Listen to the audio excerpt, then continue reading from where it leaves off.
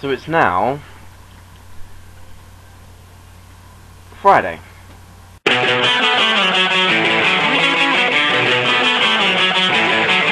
I have to, like... Oh, right. As soon as I press the button... Go on, say what you're going to say. No. No. It might be worthwhile. No, because I can't have this conversation going on Project Mackerel.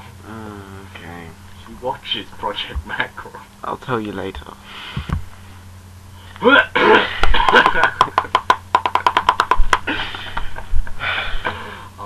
Okay, Daniel, let me be the first to comment on the fact that you spelt breathe wrong. Secondly, your whole point on barber talk is just... I can't believe that you're such a miserable bastard that you can't have a polite conversation with your barber.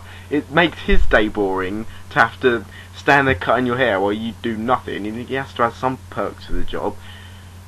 And I can't believe he just ranted about that for so long.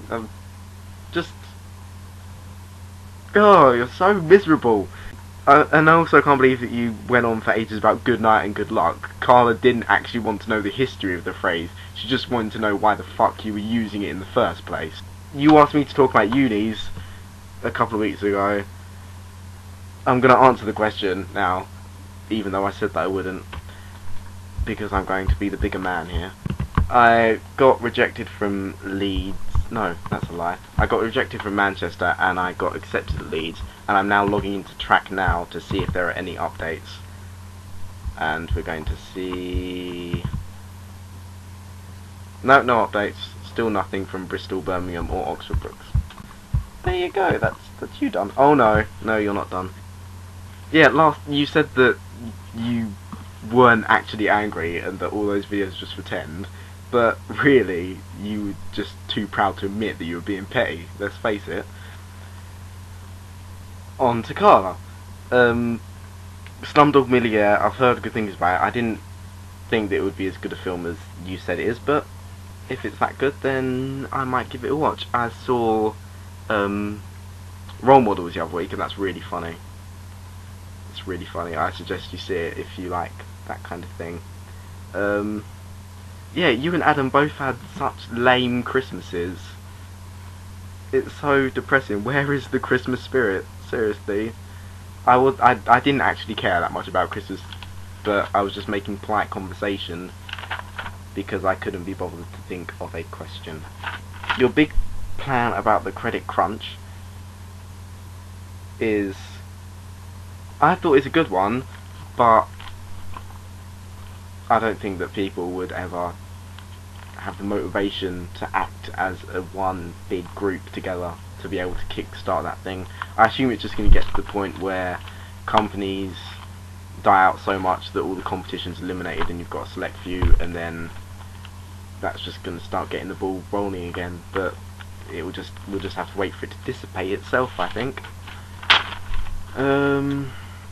Yeah, and Adam, I wasn't blaming you for saying that Daniel was being sarcastic. I was just saying that I wasn't sure because you're so sarcastic all the time, and I thought that you might be, so I decided to check on your opinion, and you said that he was sarcastic, so I decided that you probably were being sarcastic. And yes, slots for extra peeps. Adam, we both know that Stanley is interested. And Amy. And Amy. Yeah, they want to do it together. Oh, I thought Amy was just proposing Stanley. Yeah, I drew a little brainstorm as you requested. Here's a brain and here's some bolts of lightning. Here it says Stanley. And over here it says Helen because I know... Oh, no, we're off camera. Over here it says Helen because I know that she was interested in doing it a little while ago. But I'm not sure where she stands on that right now. My talking point for this week is... We're going to be really political this week, and we're going to talk about the death penalty. Yes! Okay, the reason that I have been interested in this recently is because in psychology and sociology we've been doing crime, and prison and the death penalty came up, and I was just very interested by it because I realised how ridiculous the prison system is here. As of November 2008, these are a few statistics. As of November 2008, England and Wales had around 84,000 prisoners. Each of those prisoners costs, on average, £38,000 to keep. I've now worked this out, that to keep all those prisoners is costing us £3,192,000,000. That's a fucking lot of money. And now, let me just tell you a few statistics about the effectiveness of these punishments. 59% of adults released from prison are convicted of a further crime within 2 years. That's nearly 2/3 are reconvicted. More than 60% of young male thugs are convicted of another offence within 2 years. 3/4 of young male burglars and thieves reoffend, and 90% of offenders on drug treatment and testing programs go on to commit crimes, and that alone costs the government £53 million per year. So clearly, the prison system at the moment is not working, so something needs to be done, which is why I'm proposing the death penalty, because it has to be a lot cheaper, or just making a lot of crime punishments more severe, like bringing back digging at the side of the roads, or actually using the prisoners for something constructive, so that they're not such a drain on society. And that would also deter people, you know, stop giving them cable TV and sofas in prison and start giving them shovels and... what else is bad? Not taking your girlfriend's notebook to her. That too, that works.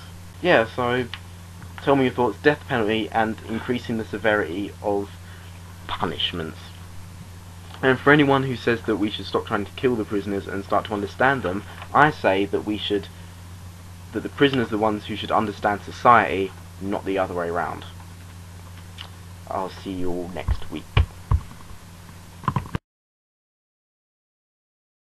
I thought of another reason why I was so interested in it. Today we were talking in sociology, and my teacher just waffled on, and she was telling us about this guy who came over from Romania. Not that that's relevant at all, but he came here to see his brother who was in prison, and then he raped a girl so that he could go to prison so that he could get a degree in English. It's a true story. It's a true story. And I think that's just disgraceful that he was allowed to do that. So I don't think that we should be giving prisoners free education, because we don't get free education and we're law-abiding citizens. So, well, apart from the odd speeding ticket. Which reminds me... Did that come through? No, it didn't come through actually. Oh, okay. Which is good. I can't find it, but my license came through today. My proper laminated pink license came through today, and I'm going to get it. Owen's going to get his license, and I don't think he'll look over this bit of video, so hi. That's really all I've got to say. I want to make it kind of short, because otherwise he might notice. But there we go.